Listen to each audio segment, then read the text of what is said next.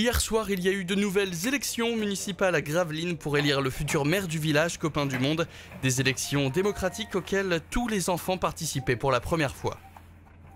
95% de personnes qui vont voter sur la journée, c'est des moments rares et des moments d'émotion importantes. La moitié ou les trois quarts des enfants ne savent pas ce que c'est qu'une élection, ne savent pas ce que c'est qu'un vote. Donc on a souhaité que ça se fasse dans de bonnes conditions et comme on fait des élections municipales, oui. Mais certaines nationalités découvraient littéralement ce principe de démocratie. C'est le cas par exemple des Nord-Coréens ou encore des Sahraouis, un peuple du sud du Maroc qui subit une dictature.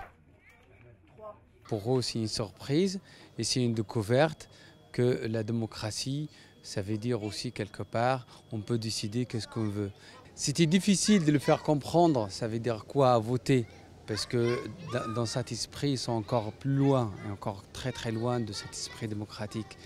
Mais ils ont anticipé le jeu, ils ont compris quelque part les intérêts aussi de ce jeu, ils ont participé. Pour eux, c'est une participation quelque part, c'est rentrer dans le jeu.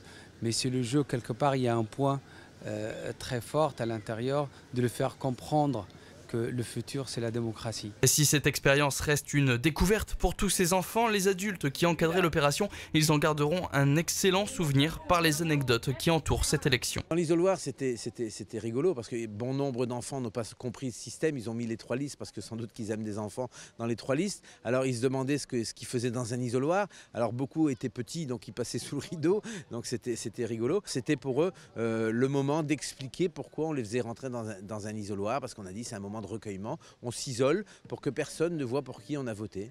Après plusieurs heures de vote dans l'isoloir et de dépouillement, le verdict est donc tombé.